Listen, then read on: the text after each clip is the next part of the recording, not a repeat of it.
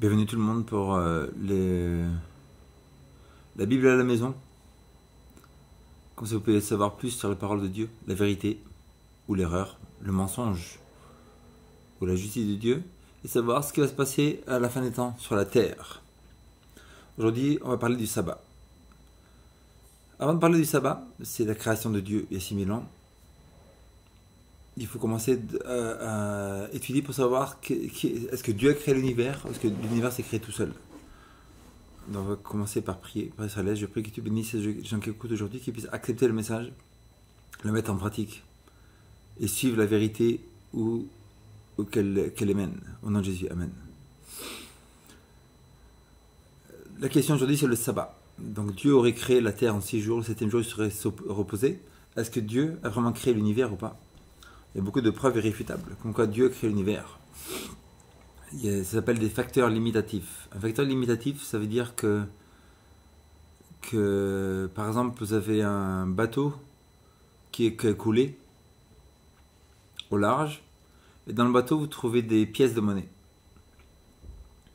Les pièces de monnaie, vous dites 1755. Si vous trouvez une pièce de monnaie dans un bateau qui dit 1755, vous savez que le bateau n'a pas pu échouer avant 1755. Donc là, c'est pareil, il y a des facteurs limitatifs sur la Terre. Par exemple, les comètes. Les comètes ne naissent pas. Pas de nouvelles comètes qui naissent. Ça veut dire que les comètes ont des traînées de poudre qui sont derrière elles, qui ont une vie de 10 000 ans. C'est-à-dire que les comètes, même les évolutionnistes avouent que les comètes ne peuvent pas avoir plus de 10 000 ans. Ça veut dire qu'il laisse une traînée de poudre derrière elles, et à force de tourner et de fuser dans l'univers, les comètes perdent de la matière et elles ont une vie de 10 000 ans maximum. Ça veut dire que l'univers ne peut pas avoir plus de 10 000 ans. La Terre se ralentit chaque année de quelques secondes. La vitesse de rotation de la Terre. Ça veut dire que si la Terre a 6 000 ans, si Adam avait été créé à 6 000 ans, c'est-à-dire que la Terre tournait un peu plus vite il y a 6 000 ans, et donc c'était pas une chose terrible, parce qu'en fait, si la Terre tournait un peu plus vite à 6 000 ans, ça veut dire que Adam et Ève pouvaient vivre dans une Terre qui tournait un peu plus vite. Mais si l'homme est apparu sur la Terre il y a 150 millions d'années, imaginez-vous la vitesse de rotation de la Terre il y a 150 millions d'années. La Terre ralentit chaque année. C'est-à-dire que chaque année, quand on va dans le passé, elle tournait plus vite. Si on retourne à 6 000 ans, elle tournait un petit peu plus vite. Si on retourne à 1 million d'années dans le passé, elle tourne encore beaucoup plus vite. Si on retourne à 50 millions d'années dans le passé, la Terre tournait extrêmement vite. Et si on retourne à 150 millions d'années dans le passé, où l'homme serait apparu sur la Terre, et une Terre qui tournait peut-être à des centaines de milliers de kilomètres secondes, ça aurait été totalement impossible que la vie existe sur Terre.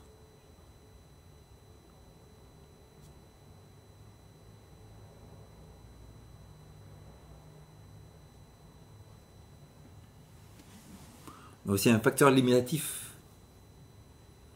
qui nous prouve que la Terre n'a pas des milliards d'années. On a vu le facteur limitatif des comètes. Donc 10 000 ans. Facteur limitatif comme quoi la Terre ralentit chaque année. Et aucune vie aurait été possible sur une Terre qui tourne beaucoup trop vite. Facteur limitatif de la Lune se sépare de la Terre chaque année. De 5 cm. Ça veut dire que si on repart il y a 6 000 ans dans le passé, la Lune était plus proche de la Terre. Un petit peu plus proche. Parce qu'on prend 5 cm par an. Si on remonte à 50 millions d'années, la Lune aurait été encore beaucoup plus proche de la Terre. Et ça veut dire que s'il y a deux planètes qui sont trop proches l'une de l'autre, le champ électromagnétique sera tellement fort que les deux planètes doivent exploser.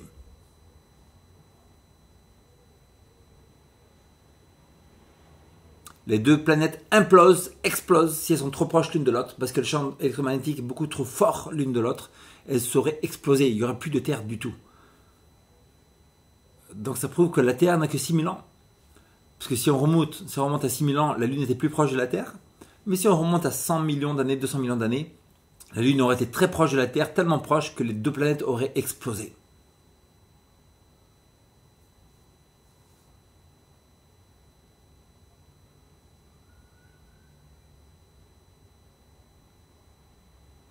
Il est le facteur limitatif de la population mondiale. Vous prenez une génération de gens sur la Terre et vous calculez le nombre de générations. Et si vous remontez à 6000 ans, comme nous dit la Bible, qu'au commencement Dieu a créé les cieux et la terre, vous remontez à 6000 ans, il y a 6000 ans, vous prenez il y a 6000 ans, vous mettez toutes les générations, vous arrivez à 7 milliards de gens. Ah, comme par hasard, c'est exactement ce que la Bible nous dit, que Dieu a créé la terre il y a 6000 ans, vous ajoutez les générations, vous arrivez à 7 milliards de gens aujourd'hui. Si l'évolution est vraie, et l'homme est apparu il y a 150 millions d'années,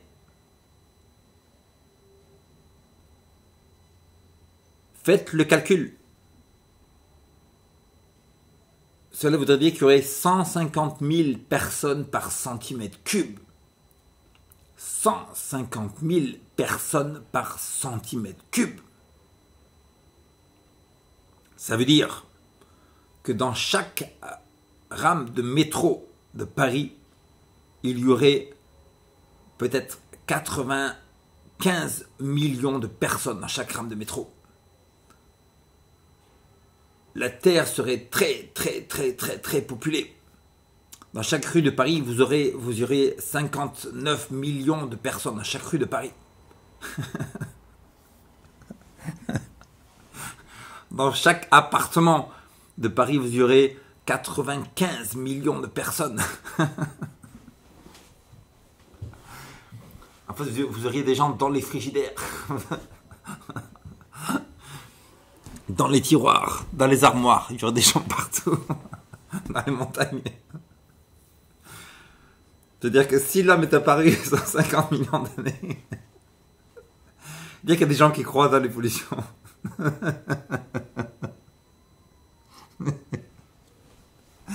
Si l'homme est apparu il y a 150 millions d'années, même sur l'Himalaya, sur le Mont Blanc, il y aurait des millions de personnes qui vivraient là-bas partout. Dans le plus grand désert, là, ce serait populé de milliards de personnes partout. Chaque ville de la Terre aurait 45 milliards de personnes qui seront partout, qui seront comme ça. Ils n'arriveraient plus à bouger et tout. Les gens, ils vivraient dans les montagnes, dans les déserts, partout dans la campagne. Il y aurait des maisons partout, ils ne pourraient plus bouger et tout. Si l'homme est apparu 150 millions d'années, il y aurait des tombes. Imaginez le nombre de tombes. Il y aurait des milliards de millions de milliards de tombes d'ossements d'humains partout. C'est-à-dire que la Terre serait recouverte d'ossements humains partout, avec 100 mètres de hauteur. Partout, il y aurait des os humains qui sont morts, des gens qui sont morts. Il y aurait des billions de milliards d'ossements humains partout, des tombes par milliards partout. Je veux dire que partout il y aurait des tombes. Chaque centimètre que vous marchez dans la rue, il y aurait des tombes de gens qui seraient morts depuis 150 millions d'années.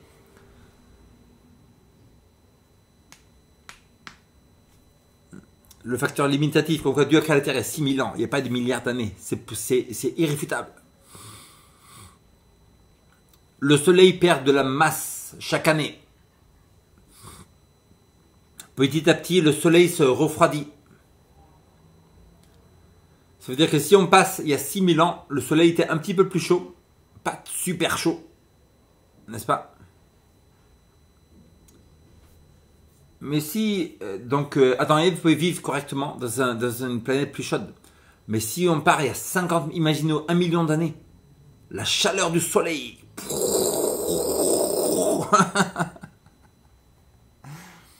Les gens vont à la plage, ils crament, là, il y a des flammes qui sortent.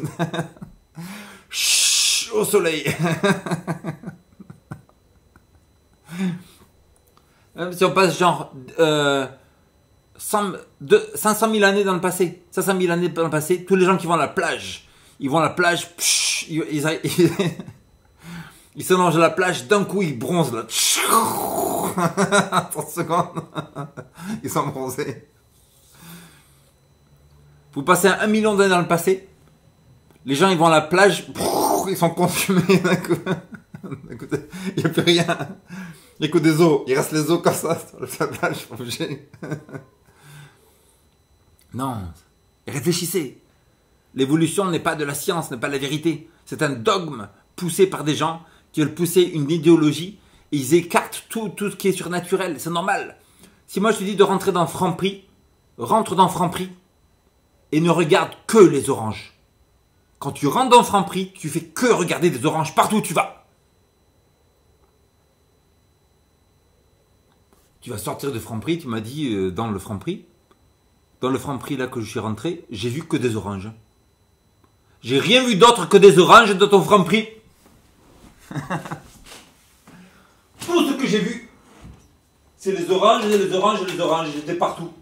J'ai vu partout des oranges dans ton Franprix. J'ai vu rien d'autre que des oranges. C'était que des oranges. C'était pas des poires, c'était pas de pommes, c'était pas des avocats. C'était pas des trucs comme ça, c'était pas des pastèques. Quand je suis rentré dans ton Franprix là, je n'ai vu que des oranges partout. Parce que ton cerveau il était planifié pour ne regarder que des oranges.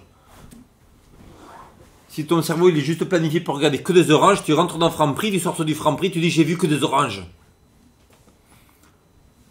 Si les évolutionnistes aujourd'hui, ils sont planifiés dans la tête pour regarder que le naturel, ils voient que du naturel, on voit rien de surnaturel, j'arrive pas à voir le surnaturel, je vois que des trucs que le truc qui est arrivé par hasard.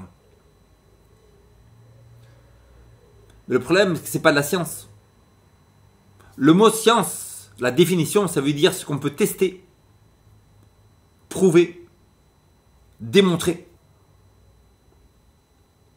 Donc si quelqu'un croit que tu viens par hasard, ce n'est pas de la science, c'est une croyance religieuse, c'est de la religion. Il n'y a aucune preuve scientifique comme quoi les espèces se transforment. Une créature serait apparue et de là, il y a les humains qui sont apparus, les cerveaux, les yeux, les oiseaux, les planètes, la façon de faire pousser la nourriture, les graines, le soleil, l'eau, l'humidité, les protéines, les enzymes, les minéraux qu'il faut pour faire pousser la nourriture, etc. La mer salée, etc. Les saisons, la chaleur, le soleil qui fait tout pousser. La complexité est incroyable que le hasard ne peut pas être invoqué du tout dans la création de l'univers. Ce n'est pas possible. Ce n'est pas de la science, c'est de la religion. Les gens peuvent y croire. Ils disent, je vois un singe petit, un singe grand, je conclus qu'il devient un humain. Non, c'est de la religion. C'est ta croyance à toi qui est dans ta tête. Mais c'est pas quelque chose de vrai, c'est pas de la science. Tu ne peux pas ni le tester, ni le prouver, ni le démontrer. C'est une croyance religieuse athée. C'est la croyance religieuse du non-Dieu. La religion du non-Dieu où on adore soi-même.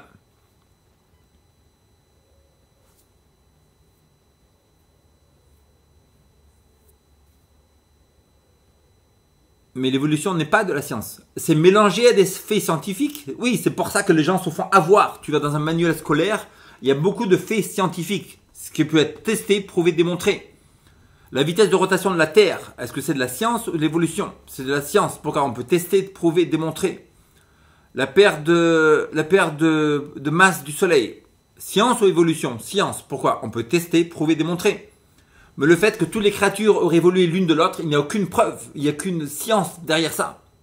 Le fait que tout serait venu par hasard, il n'y a pas de science derrière. Ça peut être ni prouvé, ça peut être ni testé, ça peut être ni démontré. C'est une croyance religieuse.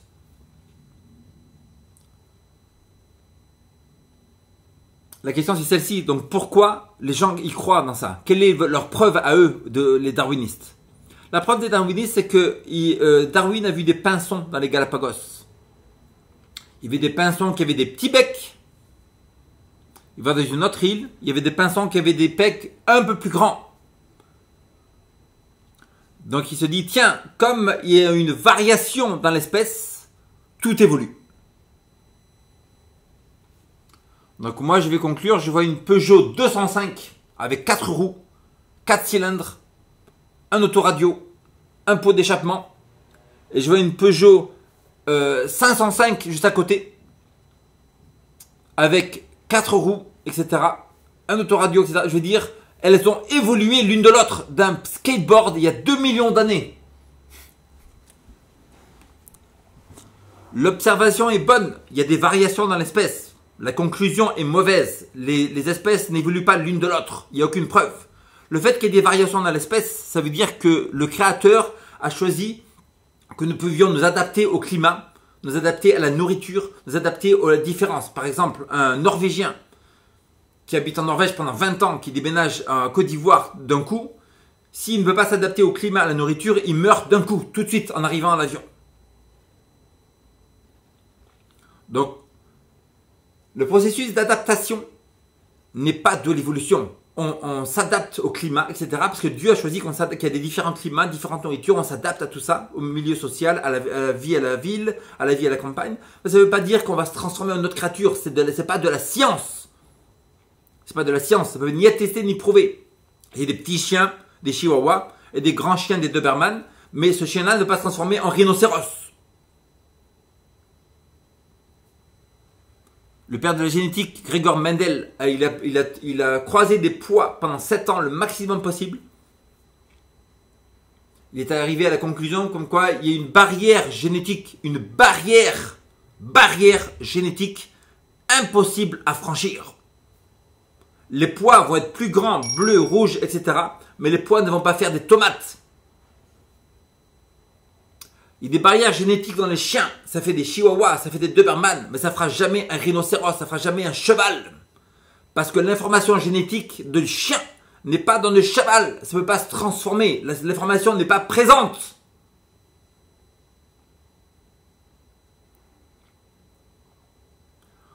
Donc si tu crois que tout se transforme, toutes les espèces se transforment l'une à l'autre, tu n'es pas dans la science, tu es dans la religion.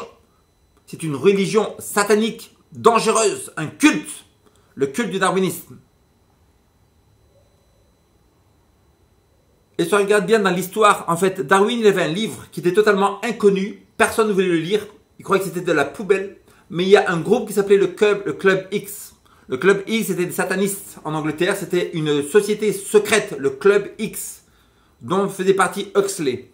Et c'est de là que c'est parti, c'est eux qui ont propagé ce livre. Ils ont propagé ce culte satanique, ont propagé ce livre pour détruire la vérité de la création de Dieu. Dommage qu'il y ait des gens qui sont aussi bêtes de croire dans cette évolution dans laquelle il n'y a aucune preuve du tout scientifique. Dans les livres scolaires, le fait qu'il y ait des faits scientifiques dans les livres mélangés à de l'évolution, ça ne veut pas dire que l'évolution est vraie en même temps que ces faits scientifiques. Et à chaque fois, Satan il veut utiliser cette méthode pour faire tromper les gens. Dans l'islam, il y a beaucoup de vérité, il parle de la création, il parle etc. Mais c'est rempli de vérité mélangée à du mensonge et c'est là que les gens se font avoir. Faites attention. Donc on a vu des facteurs limitatifs. Les arbres les plus vieux de la Terre n'ont que 4000 ans, les séquoias. Vous pouvez appeler Ginny Scott, moi je l'ai appelée Ginny Scott, une des plus grandes évolutionnistes aux États-Unis. Elle va vous dire les plus vieux arbres n'ont que 4000 ans. Si l'évolution est vraie, pourquoi n'y a-t-il pas des arbres qui font des centaines de millions d'années? Après vous allez dire, oui, il y a des couches géologiques qui font des millions d'années. Non, les couches géologiques ne font pas des millions d'années. Vous prenez différentes terres, vous mettez dans un bocal les terres, en 30 secondes, elles vont vous faire des couches différentes. Il y a des arbres pétrifiés qui traversent toutes les couches, soi-disant géologiques. Pétrifiés. Est-ce que l'arbre il met des milliards d'années pour pousser? Non. Donc c'est n'importe quoi, votre truc géologique. C'est du raisonnement circulaire.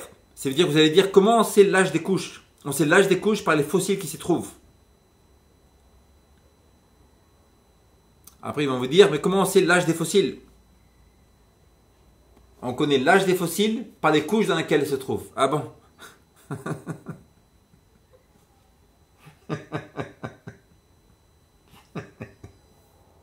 Il va appeler ça de la science. Votre livre de Darwin, vous l'utilisez pour faire du papier toilette.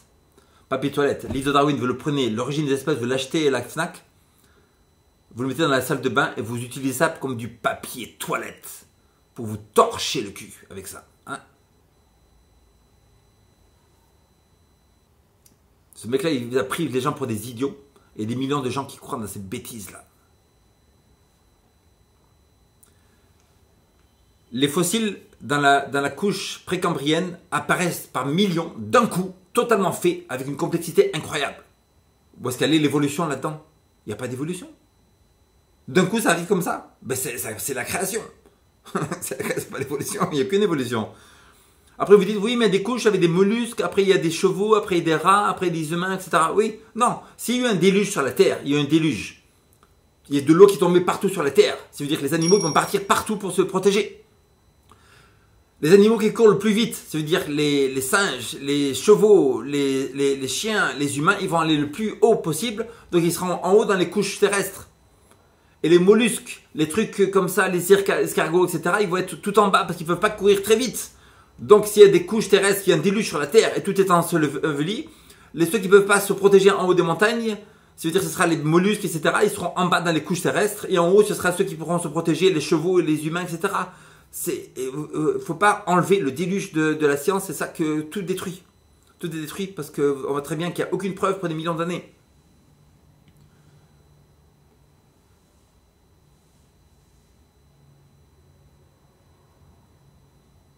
Une autre preuve comme quoi la Terre n'a pas des millions d'années. C'est-à-dire que les fossiles d'animaux qui ont soi-disant des millions d'années, de cheval, de poissons, d'oiseaux, de reptiles, de serpents, de singes, etc., sont exactement les mêmes animaux qu'on a aujourd'hui. Ça veut dire qu'il n'y aurait pas eu d'évolution si ces animaux ont des millions et des millions d'années. Ça prouve qu'il n'y a pas d'évolution du tout. Et que ces fossiles-là n'ont pas des millions d'années. Parce que le carbone 14, les méthodes de datation sont totalement fausses. Faites une étude sur Internet, vous regarderez. Mon téléphone qui a 3 ans, vous le mettez avec du carbone 14, il va vous dire des millions d'années. 2 millions d'années, téléphone. Le livre, 40 millions d'années. 40 millions d'années. La tablette ici, 95 millions d'années. Datation. Parce que les datations, c'est pris sur des bases erronées. Ça suppose que tous les systèmes électromagnétiques, le champ électromagnétique aurait été constant, n'est pas constant du tout. Ça suppose que le carbone 14 des millions d'années aurait été du carbone 12 et serait transformé, etc. Ce n'est pas le cas. Ça aurait supposé que toute la matière aurait été constante, ce n'est pas le cas. La matière, elle change, le système électromagnétique change totalement. Quand une animal ou une plante, elle meurt, le carbone se décompose. La moitié de vie du carbone 14, c'est 5200 années, quelque chose comme ça. Ça veut dire que ça change. Les roches sont on dirait qu'il y a des datations anciennes, elles sont des datations jeunes. Donc c'est pour 40 ou 50% de tout ce que vous datez par du carbone 14, c'est de l'erreur totale. Des livres qui sont datés à des millions d'années, qui ont que 5 ans. C'est de la foutaise totale. On vient de prouver qu'il y a beaucoup de preuves comme quoi la Terre n'a pas plus de 6000 ans. Les comètes le prouvent. Le dépôt de poussière sur la Lune ne prouve que la Lune n'a pas des millions d'années. Sinon, elle aurait des dépôts de poussière de centaines de mètres de hauteur. Quand la NASA est allée là-bas sur la Lune, ils ont créé une navette spatiale pour qu'elle puisse rentrer dans des centaines de mètres de poussière. Parce qu'ils croyaient que la Lune avait des millions d'années. Et comme il y a des dépôts chaque année de poussière sur la Lune, ils croyaient qu'il y avait des centaines de mètres. Ils sont arrivés, il n'y avait que 3 cm de poussière. Ça prouve que la Lune n'a pas plus de 6000 ans. Les poissons qui meurent dans le fond des mers, ils se décomposent, ils vont au fond des mers, se décomposent. Et donc, s'il y avait des millions d'années, il y aurait des centaines de mètres de décomposition, de milliards de poissons qui seraient morts depuis des millions d'années. Il n'y a pas ces milliards de centaines de mètres de poussière, il n'y a que 3 cm au fond des mers, ce qui prouve que la Terre n'a que 6000 ans.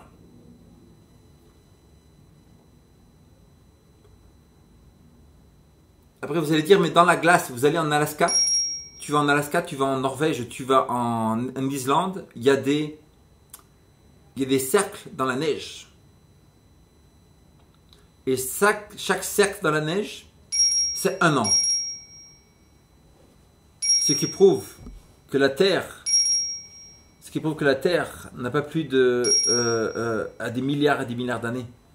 Parce que si chaque cercle de la neige, ça fait après, on peut calculer que c'est des millions d'années. Non. C'est-à-dire que les cercles dans la neige, c'est du chaud et du froid. Du chaud et du froid, du chaud et du froid. Donc pendant un hiver, tu peux avoir 200 chaud, 200 froid un hiver. En une année, tu peux avoir 2000 froid. Ça veut dire que le chaud, le froid, boum, ça crée des cercles dans la neige. Etc. Donc il y a des preuves, voilà, on a toutes les preuves possibles comme quoi que Dieu a créé l'univers il y a 6000 ans. Maintenant le sabbat. Si Dieu a créé la terre il y a 6000 ans, il y a écrit dans la Bible, dans Genèse chapitre 1.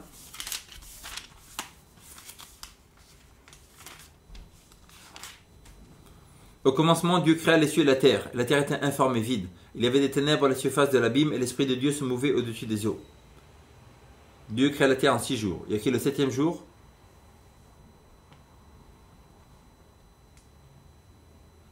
Et ainsi fera achever les cieux et la terre et toute leur armée. Dieu acheva au septième jour son œuvre qu'il avait faite, il se reposa au septième jour de toute son œuvre qu'il avait faite. Dieu bénit le septième jour et il le sanctifia, parce qu'en ce jour il se reposa de toute son œuvre qu'il avait créée en la faisant. Voici les origines des cieux et de la terre quand il fut créé, lorsque Dieu fit une terre et des cieux. Donc la Bible nous dit que Dieu a créé la terre il y a 6000 ans, et le septième jour il s'est reposé le sabbat. Quelques centaines d'années après, tu as le peuple d'Israël qui est en Arabie Saoudite, au mont Sinaï. Tu regardes sur internet, tu regardes Ron Wyatt, mont Sinaï, ça se trouve en Arabie. Et là, Dieu leur donne les 10 commandements pour toute l'humanité. Avant que les 10 commandements aient été donnés, tous les humains connaissaient par transmission de personnes les 10 commandements ou de la vérité. Il est arrivé un moment où les gens avaient une mémoire défaillante, parce que la Bible nous dit qu'à l'époque, il y avait des géants, des néphilim. Les néphilim, c'était des géants en stature, des géants en intelligence. Et Ellen G. White nous dit même qu'une des raisons pour laquelle Dieu a détruit la terre par le déluge, c'est que c'est par l'amalgamation.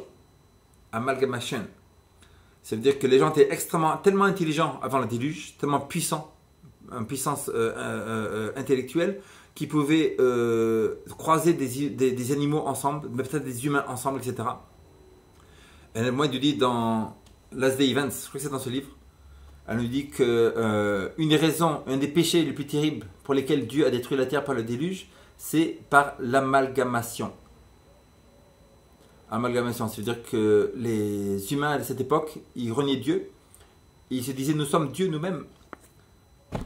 Ils ont croisé des humains, des animaux, etc. ensemble. Et donc Dieu a détruit la terre parce qu'ils ont joué Dieu. Ils ont joué à être Dieu.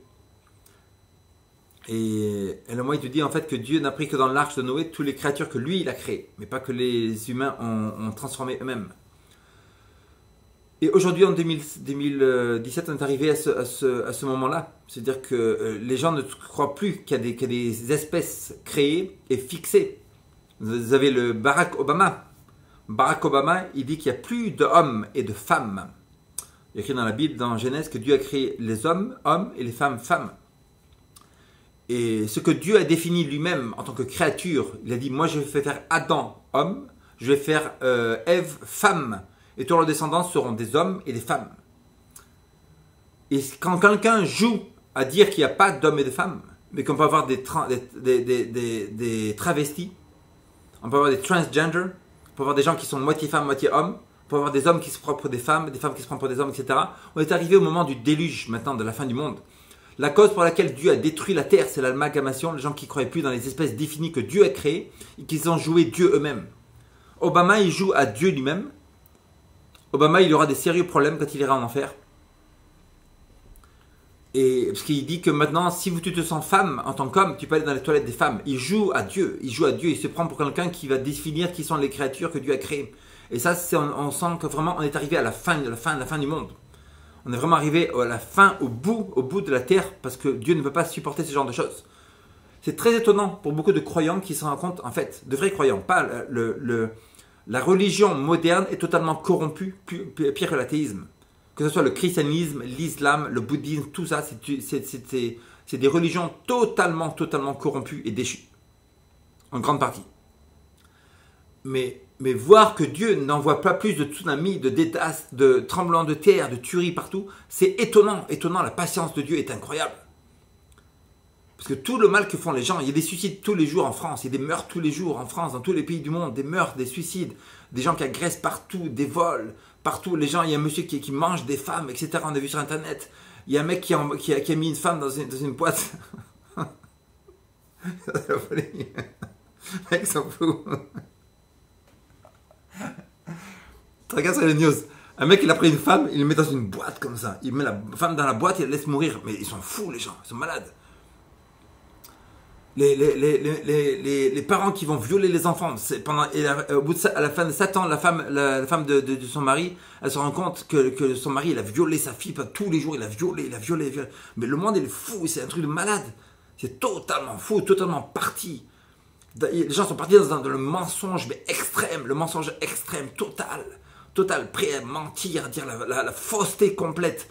de tout leur être, il est donné au mensonge, au mal, à l'arrogance, à la violence. Ils se prennent pour Dieu. C'est la fin des temps. C'est pas possible d'aller plus loin. Le fait que Dieu n'ait pas détruit la terre, c'est incroyable de voir ça. C'est incroyable que Dieu n'envoie pas des tsunamis, des tremblements de terre qui va tuer des millions de gens. Parce que la patience de Dieu est grande. Mais le fait que Dieu n'envoie pas ces choses terribles extrêmes maintenant, c'est... Et en fait, Dieu l'envoie vraiment. Parce que ce n'est pas les signes qu'on voit dans Matthieu 24 qui sont importants. Les tremblements de terre, les tsunamis, les désastres, les plaies, toutes sortes de terreurs qui vont arriver. C'est la fréquence des choses. On voit qu'il y a encore 50 ans, il y avait 5-10 tremblements de terre par an. Maintenant, il y a 5000, 6000 tremblements de terre par an. C'est un truc incroyable. Ça veut dire que même les news ne peuvent pas vous rapporter tout ce qui passe sur la terre. Parce que c'est trop. C'est trop.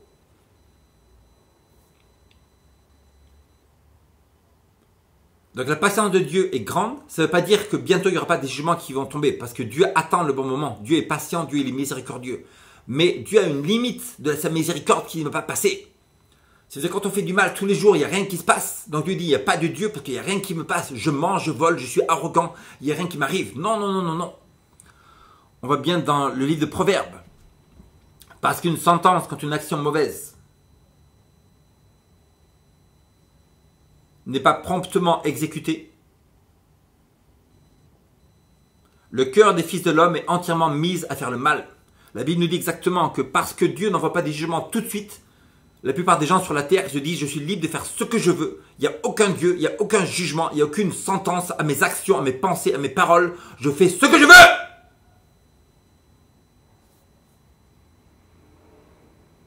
Les Proverbes nous disent très bien